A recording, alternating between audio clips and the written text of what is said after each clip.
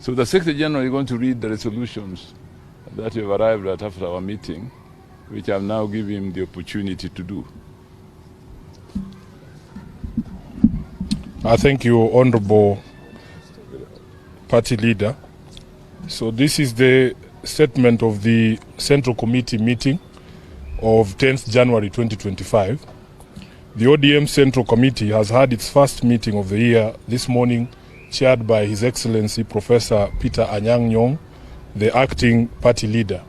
On behalf of the committee and the entire party, we take this opportunity to wish our members and all Kenyans a happy new year. As you all know, 2024 was a difficult year, and we pray and hope that 2025 will be kinder to all of you. This year, the party will be reaching a significant milestone, celebrating its 20th year of existence. This is also the year that the Africa Union Commission will decide on its next chairperson, and we continue to wish our party leader, whom as you know is contesting the seat, all the best in his quest. We have no doubt that he will bring it home for all Kenyans and for Africa. Given the significance of the year ahead, we want to assure our members and the public at large that ODM shall remain a force for good. We shall remain the foremost defender of democracy with all its attendant freedoms and full participation of the people, transparency, good governance, justice, fairness and equity. These are the values upon which this party was founded and must remain our guiding star in all engagements with issues affecting the people. We call on all our members to remember that ODM remains a distinct political party in competition with all others to win power by democratic means. To this end, we must all be guarded in pronouncements on the future of the party and particularly refrain from beating the drums of our competitors. We must continue to strengthen ourselves in preparation for the battles ahead. Following the largely successful grassroots elections in November at all polling units in all the 47 counties, the party received 41 appeals. The cases have been reviewed for merit, with most of them being found to be frivolous. A total of 6 appeals were found to be supported by evidence and will be proceeding to hearing before the party's appeals committee. The Central Committee has therefore this morning seconded His Excellency Abdul Swamad Sharif, the Honorable Rosa Buyu and the Honorable Abdisalan to be members of the Appeals Committee for purposes of those 6 appeals. Upon conclusion of this process, the National Elections Coordinating Committee shall be announcing dates for elections at ward, constituency and county levels. The party congratulates all those elected in the various positions and has directed the NECC to issue certificates to successful candidates who fully complied with the rules, including the requirement of payment of fees.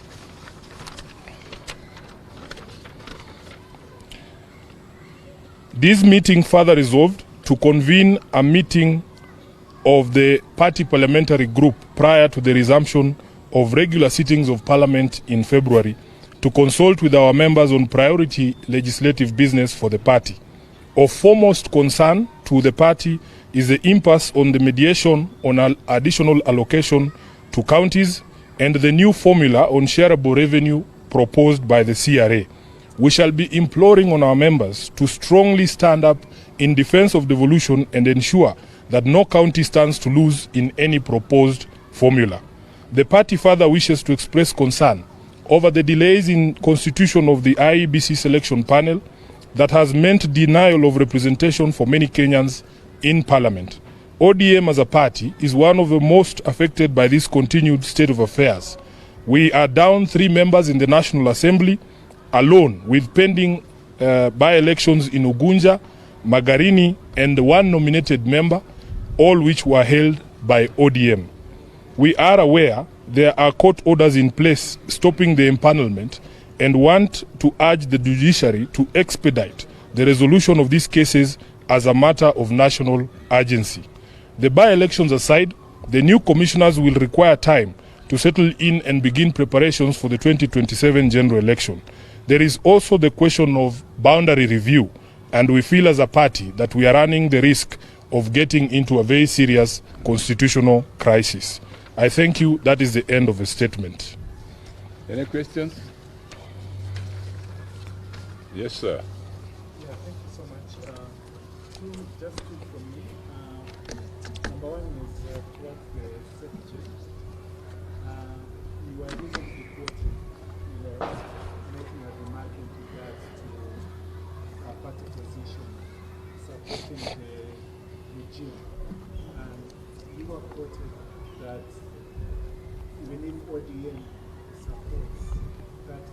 That has nothing to do with the statement we have read, please, Seth. With all due respect, can we address what we have said in this statement?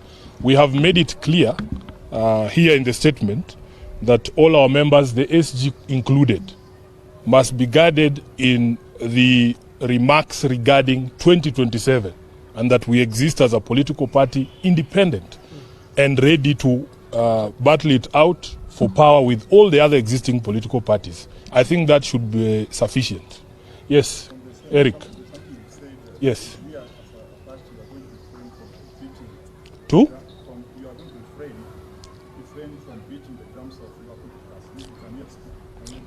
I think it is clear that we are ODM. We should only speak about ourselves and strengthen ourselves in order for us to be able to capture power, which is what all political parties exist to do. So really it should be as clear as that. And you are aware that even legally, under the Political Parties Act, it is not allowed for members to be preaching the gospel of other political parties other than the parties on which they were elected. That is the law. My name is Barak. Yes. I work for the Legals. In terms of preparedness, Yes. is ODM prepared? Because Kenyans have been seeing ODM as the alternative party to form the next government. In terms of your preparedness for the 2027 election, have we seen ODM I think part of what we have addressed here and what we began last year with the grassroots elections is part of that strengthening process. We are very proud. We received a report from the National Elections Coordinating Committee that right now, if they showed you the database, ODM has now committees in place in all the over, how many, 39,000 polling centers, which is one of the ways in which we are strengthening ourselves. We need to have a solid grassroots presence. And as I've said, once the process of appeals is done, we will be moving to elections at the ward, constituency and county level. We want to have a full team in place so that we can be able to take on the challenges that will come ahead of us. I think that should be sufficient. Yes? Yes.